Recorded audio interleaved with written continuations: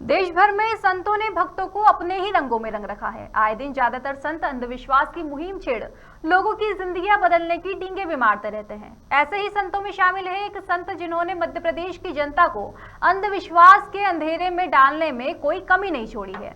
जी हाँ, हम बात कर रहे हैं मध्य प्रदेश के सीहोर शहर के प्रसिद्ध कथावाचक पंडित प्रदीप मिश्रा की, जो आए दिन अपनी कथाओं में विचित्र प्रकार के विचारों को साझा करते हैं। लेकिन इनकी भक्ति सिर्फ भक्त और भगवान तक ही सीमित नहीं है। जी हाँ, पंडित जी अब अपनी कथाओं में विवादित बयानों का भी बखूबी प्रयोग कर रहे हैं। वैसे तो ज्यादातर संत लोगों की जिंदगियां बदलने का दावा करते आए हैं, पर पंडित प्रदीप मिश्रा जी भक्ति थोड़ी अलग किस्म की है। मिश्रा जी भक्तों को अंधविश्वास में डुबोए अब तो संविधान तक बदलने की बातें करने लगे हैं। जी हाँ, दरअसल हाल ही में उन्होंने कथा के दौरान देश के संविधान को बदलकर हिंदू राष्ट्र बनाने की बात की है। और यहाँ वीडियो जैसे ही सोशल मीडिया पर वायरल हुई तो इस पर विवाद शुरू हो गया। सीहोर शहर के दलित संगठनों ने पंडित प्रदीप मिश्रा का विरोध किया और उनकी गिरफ्तारी की मांग की है। तो आइए जानते हैं कि आखिर ऐसा क्या कहा था पंडित प्रदीप मिश्रा ने। चिड़िया को अब सोने का शेर बनाना है, सोने की चिड़िया को अब सोने का शेर बनाना है। संविधान को बदलो, हमको हिंदू राष्ट्र बनाना है। हो संविधान को बदलो, हमको हिंदू राष्ट्र बनाना है। हो जय हो हिंदुस्तान, मेरे प्यारे हिंदुस्तान, जय हो हिंदुस्तान, मेरे प्यारे हिंदुस्तान। उन्होंने जो संपूर्ण भारत के जो 125 करोड़ लोग हैं, सभी के दिलों पर ठेस पहुंची है, क्योंकि संपूर्ण भारतीय संविधान जो कि भारत का पवित्र ग्रंथ माना जाता है और पूरा विश्व हमारे भारतीय संविधान की इज्जत करता है, भारतीय संविधान की बड़ाई करता है, क्योंकि भारतीय संविधान से लचीला संविधान किसी भी देश में नहीं है। जो भारतीय संविधान में पवित्र ग्रंथ है, उसकी एक कथावाचक प्रदीप मिश्रा जी के द्वारा अब शब्द कहे गए हैं। मैं भारत के राष्ट्रपति से, भारत के प्रधानमंत्री जी से और मध्य प्रदेश के मुखिया मामा शिवराज जी से ये निवेदन करूंगा कि जल्द से जल्द प्रदीप मिश्रा पर एफआईआर करके भारत की धारा 124A के तहत उनको राष्ट्रद्रोह का मुकदमा कायम करके जल्द से जल्द जेल पहुंचाया जाए और संपूर्ण भारत की पब्लिक को जो उन्होंने बेइज्जत किया है भारतीय संविधान पर टिप्पणी करके, उन सब भारत की पब्लिक से माफी मांगे सार्वजनिक रूप से। बस मैं यही कहना चाहूँगा। संविधान इस देश की आत्मा है, संविधान को बदलना संभव नहीं है, मांग कोई भी कर सकता है। उन्होंने मांग करी, अच्छी बात है, ठीक है, उनके हिसाब से उन्होंने सोचा है। बाकी मेरा उनसे फिर ये इसी बात पे ये कहना है कि राजनीति न करें, केवल कथा कहें। और अगर देश में उनके कहने के अनुसार ही बेलपत्री के हिसाब से ही सब कुछ हो जाता तो मैं फिर पुनः निवेदन कर रहा हूँ, पूरे अस्पताल स्कूल बंद कर दिए जाएं, बेलपत्री की फिर जगह जगह लगा दिए जाएं, सब जाके बेलपत्री की पूजा करो, पास हो जाओ, इलाज भी करेगा, विदेशी भी यहाँ आएंगे, आय बढ़ेगी, सब कुछ अच्छा हो जाएगा देश में। क्या संभव है? मैं तो आपसे ये पत्रकार हैं, आपसे पूछ रहा हूँ कि आप आपके बेटे को 1 साल तक क्या बिना स्कूल भेजे, बिना पढ़ाए रह सकते हैं क्या? भाई ये तो अंधविश्वास है ना। इसलिए मेरा उनसे हाथ जोड़ के निवेदन, संविधान बदलने की बात ना करें। संविधान इस देश की आत्मा है, नियम है, इस देश की रीढ़ है, उसी से हम सब आज जुड़े हुए हैं। अगर संविधान बदला गया तो ये देश तार तार हो जाएगा, बिखर जाएगा। वो पुनः उनसे मेरा हाथ जोड़ के, मैं भी ब्राह्मण समाज से आता हूँ, मेरा उनसे हाथ जोड़ के निवेदन है कि केवल संविधान को बात करें, देश की बात करें, कथा कहें अपनी, बस। और इसी चर्चा पर हमारे साथ जुड़ चुके हैं ब्रजेश जी। ब्रजेश जी, क्या आप हमें सुन पा रहे हैं?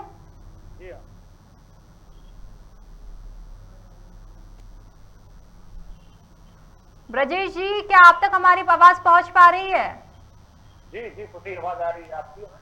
जी ब्रजेश जी, तो जिस तरह से पंडित प्रदीप मिश्रा ने बयान दिया है संविधान बदलने का, तो जैसे तो हम देखते आए हैं कि अधिकतर संत अंधविश्वास की मुहिम छेड़ते हैं, लेकिन यहाँ तो पंडित प्रदीप मिश्रा जी थोड़े ज्यादा ही आगे बढ़ गए, उन्होंने संविधान तक बदलने की बात कर दी है। तो इस पर जनता का क्या कुछ रुख है, क्योंकि संविधान एक देश की नींव कही जाती है, क्योंकि संविधान के बिना देश का चलना नामुमकिन माना जाता है। ऐसे में पंडित प्रदीप मिश्रा ने संविधान को बदलने की ही बात कह दी है। देखिए, ये जो बयान है पंडित प्रदीप मिश्रा का जी, ये काफी विवादित बयान, जनता ने इसका आक्रोश साफ देखने को मिलता है इस विवादित बयान की वजह से। और संविधान बदलने का ये जो पूरा इनका बयान आया, ये कहीं ना कहीं जो इतने बड़े क्राउड में इन्होंने जो बयान दिया, भले ही वह गीत के माध्यम से दिया, हिंदू राष्ट्र की जो बात कर रहे हैं, आखिर कौन सा हिंदू राष्ट्र बनाना चाहते हैं पंडित प्रदीप मिश्रा, उसका तो पता नहीं। लेकिन इस बयान के बाद हिंदू संगठनों ने काफी विरोध किया जा रहा है उनका, और उनकी गिरफ्तारी की मांग की जा रही है। साथ ही संबंधित थाने में उनके खिलाफ आवेदन भी दिया गया है, और भीमार से लेकर बस्ता में काफी धरना प्रदर्शन कर रही है उनके विरोध में। ऐसे में उनका ये बयान है वो कहीं ना कहीं अब विवाद में पड़ गया है। हालांकि पंडित प्रदीप मिश्रा पहले भी विवादों में रहे हैं, उनके कई बयान काफी जो सोशल मीडिया पे चर्चा में रहे हैं, वायरल हुए हैं। ऐसे बयान अक्सर वह देते रहते हैं। जी जी ब्रजेश जी, तो इस संविधान के बयान के साथ ही उन्होंने एक बात का और जिक्र किया है अपने गीत के माध्यम से कि हिंदू राष्ट्र बनाना है।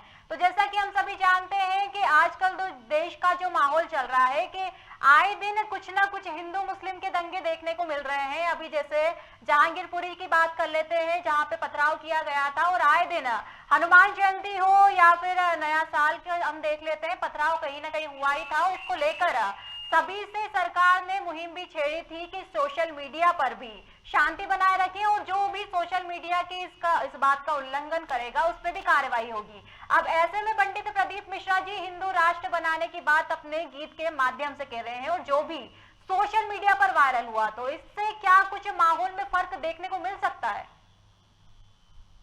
देखिए, सीधे तौर पर अगर कहा जाए तो इस तरीके के बयान कहीं ना कहीं जो आपसी सद्भाव है उसको बिगाड़ने का काम भी कर रहे हैं। एक कथावाचक प्रवचनकर्ता को ऐसे बयान शोभा नहीं देते, और जो कहीं ना कहीं आपसी सद्भाव बिगाड़े, जो धर्मों के बीच इस तरीके की बात तो कहीं ना कहीं सही नहीं लगती। हिंदू राष्ट्र की अगर आप बात कर रहे हैं तो देखा जाए तो देश में हिंदू मुसलमान के जो मुद्दे हैं वो अक्सर विवादों में रहे हैं। कई जो आपने जो बताया कि हनुमान जयंती पर जो पथराव हुए, हम ये कहीं ना कहीं साफ तौर पर कह सकते हैं कि ये सीधे तौर पर एक कम्युनिटी को टारगेट नहीं किया जा सकता। अगर कोई पत्थरबाजी करता है तो वह अपराधी होता है, वह पूरे समाज को या एक धर्म विशेष को बदनाम करने का तरीका नहीं इसको माना जाएगा। अगर कुछ उपद्रवी लोग इस तरीके की घटना को अंजाम देते हैं तो सरकार कानून को सख्त नियम सख्त कायदों के तहत उन पर कार्रवाई करने का अधिकार है, और वो होती भी है। आपने देखा मध्य प्रदेश में भी कई जगह पर जिस तरीके से ये पथराव हुआ, उसके बाद जो अपराधी थे उनके घरों को तोड़ दिया गया, बुलडोजर चला दिया गया। लेकिन क्या इसके बाद ये कहा जाए कि कम्युनिटी विशेष की पथराव किया गया है? बिल्कुल भी नहीं। उस असामाजिक तत्वों की वजह से कम्युनिटी को टारगेट करना मेरे हिसाब से बिल्कुल भी सही नहीं है। और साथ ही अगर बात करें पंडित प्रदीप मिश्रा की, तो अगर वह इस तरीके के बयान दे रहे हैं तो कहीं ना कहीं जनता में जिस पूरे क्राउड जो उन्होंने जहाँ बयान दिया वहाँ काफी भीड़ थी, उसके दिमाग में एक धर्म विशेष के प्रति नफरत फैलाने जैसी बयान लग रहा है, और इस तरीके के बयानों से उन्हें अक्सर बचना चाहिए। लेकिन होता ये है कि वो हमेशा ऐसे बयान देते हैं जिससे उन्हें टीआरपी मिले, सोशल मीडिया पे वो छाए रहे। इससे पहले उनके दो बयान मैं आपको बताना चाहूंगा। परीक्षा से जुड़ा हुआ एक बयान दिया, साथ ही गर्भधारण को लेकर एक बयान दिया जो भी काफी विवादों में रहा। परीक्षा वाला बयान तो इतना वायरल हुआ कि उसके साथ एक पोस्ट भी वायरल हुई कि उनका खुद का लड़का 8वीं में फेल हो गया है। हालांकि वो पोस्ट गलत पाई गई, 8वीं में मध्य प्रदेश में फेल करने का प्रावधान खत्म कर दिया गया है। लेकिन अगर ऐसे बयान वायरल होते हैं तो उसके साथ कुछ अफवाहें भी वायरल होती हैं। जी खुशी। जी ब्रजेश जी, तो बिल्कुल ठीक कहा आपने, क्योंकि प्रदीप मिश्रा जी जिस तरह से छाए हुए हैं मध्य प्रदेश में, तो कोई भी भक्त आसानी से प्रदीप मिश्रा जी की बात को अपनाएगा, ये तो बिल्कुल साफ तौर पर है। लेकिन अगर ऐसे में देखा जाए तो सरकार का अगर इस पर कार्यवाही ना करते हैं तो ये तो सौतेला व्यवहार भी देखने को मिल सकता है, क्योंकि जिस तरह से अभी माहौल देश में है, अगर कोई भी सोशल मीडिया पर इस तरह की पोस्ट करता है, भड़काऊ पोस्ट करता है, तो उस पर कार्रवाई की जा रही है, मकानों पर बुलडोजर चलाए जा रहे हैं। लेकिन ऐसे में प्रदीप मिश्रा जी ने तो संविधान तक बदलने की बात कर दी है, तो ऐसे में क्या सरकार इस पर मोड़ लेगी कुछ? क्या इन पर कार्यवाही को अंजाम दे सकती है सरकार? क्या कुछ अभी देखने को मिल रहा है? जिस तरह से अभी सीहोर में भी प्रदर्शन किया जा रहा है, तो इस पर सरकार का क्या रुख है? देखिए, अगर आम व्यक्ति या आम आदमी सोशल मीडिया पोस्ट कर देता है कोई भी कागज या कोई भड़काऊ पोस्ट या, तो उस पर तुरंत कार्रवाई हो जाती है। लेकिन अगर कोई हाई प्रोफाइल संत या बड़े नेता, इन पर कोई कार्रवाई न होना भी सवालों के घेरे में लाता है सरकार को। अगर आप कानून के दायरे में सभी को मानते हैं तो जो कार्रवाई है वो सभी पर होनी चाहिए, उसमें किसी भी तरीके का भेदभाव नहीं होना चाहिए। अगर आम व्यक्ति गलती करता है तो उसके लिए भी कानून का जो प्रावधान है उसके तहत कार्रवाई होती है। तो बड़े और हाई प्रोफाइल लोगों पर भी उस तरीके से अगर कार्रवाई हो तो मुझे लगता है कि इस तरीके के बयानों में कमी आएगी। लेकिन अगर प्रदीप मिश्रा की ही बात कर लें तो उनके जिस तरीके से बयान आया उसके बाद भले ही धरना प्रदर्शन हो रहा है, भले ही उनके खिलाफ आवेदन दिए जा रहे हैं, इसके बावजूद सरकार की कान पर जू नहीं रेंग रहा है, क्योंकि कहीं ना कहीं उनके पास एक बड़ा वोट बैंक है, उनके भक्तों का वोट बैंक है। सरकार नहीं चाहती कि इस वोट बैंक को का नुकसान उठाया जाए। और चुनाव जो मध्य प्रदेश में आगामी नगरीय निकाय और पंचायत चुनाव से लेकर 2023 का विधानसभा चुनाव भी है और सीहोर क्षेत्र से लेकर भोपाल के बेल्ट में उनका काफी दबदबा माना जाता है। तो अगर ऐसे में सरकार नहीं चाहती कि किसी भी तरीके से उनके भक्तों को नाराज कर उनका वोट बैंक काटा जाए, तो मुझे नहीं लगता कि फिलहाल कांग्रेस इस बयान पर भाजपा किसी भी तरीके की कार्रवाई करने के मूड में है। लेकिन एक कथावाचक होने के नाते प्रदीप मिश्रा को यह समझना चाहिए कि आपको ये बयान जनता में सद्भाव बिगाड़ने का काम कर रहे हैं। जी ब्रजेश जी, तो एक आखिरी सवाल और आपसे हम कर लेते हैं कि जिस तरह से सीहोर में भी दलित संगठनों द्वारा विरोध जताया जा रहा है पंडित प्रदीप मिश्रा का, उनके ऊपर कार्यवाही की मांग की जा रही है, लेकिन प्रशासन और सरकार को देखें तो इस ओर अभी उनका कोई भी ध्यान नहीं है। तो क्या अगर सरकार प्रशासन इसकी ओर ध्यान नहीं देती है तो दलित संगठनों के द्वारा जो विरोध किया जा रहा है वो अभी जारी रहेगा या फिर इस पर रोक लगा दी जाएगी? देखिए, अगर जो संगठन जो धरना प्रदर्शन कर रहे हैं उनकी अगर बात करें तो वह तो अपना जो दायित्व है वो निभा ही रहे हैं। साथ ही सरकार और कानून को भी अपना दायित्व निभाना चाहिए। स्थानीय जो थाना है वहाँ यहाँ आवेदन दिया गया है, फिलहाल वहाँ कोई कार्रवाई नहीं हुई है, ना ही प्रदीप मिश्रा को लेकर किसी भी तरीके का अभी तक बयान सरकार या पुलिस की तरफ से दिया गया है कि आगे पूरे मामले पर क्या जांच या क्या कार्रवाई होगी। तो लगता है कि अभी फिलहाल इस मामले को दबाने का पूरा प्रयास किया जा रहा है। हालांकि वीडियो वायरल होने के बाद प्रदीप मिश्रा की जो छवि है वो भले ही नकारात्मक भी सामने आई है, लेकिन कहीं ना कहीं सरकार को इस तरीके के बयानों पर कार्रवाई करनी होगी, क्योंकि इस तरीके के बयान लगातार आते ही रहेंगे। क्योंकि जो बड़े हाई प्रोफाइल संत या बड़े हाई प्रोफाइल लोग जो हैं वो कहीं ना कहीं कानून का उनके अंदर रह नहीं रहेगा और आम जन के लिए कानून दिखावे तक रह जाएगा। जी ब्रजेश जी, बहुत बहुत धन्यवाद हमारे दर्शकों को इस बारे में जानकारी देने के लिए।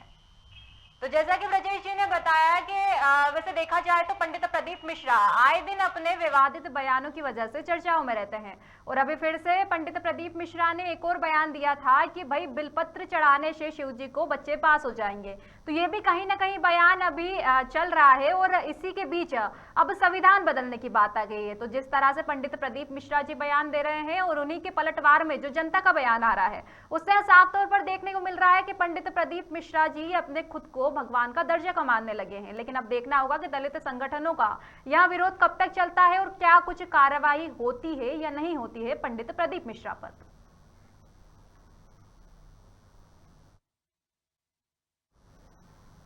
तो फिलहाल बस इतना ही। देश दुनिया की तमाम बड़ी खबरों के लिए आप देखते रहिए केयूपी भारत। नमस्कार।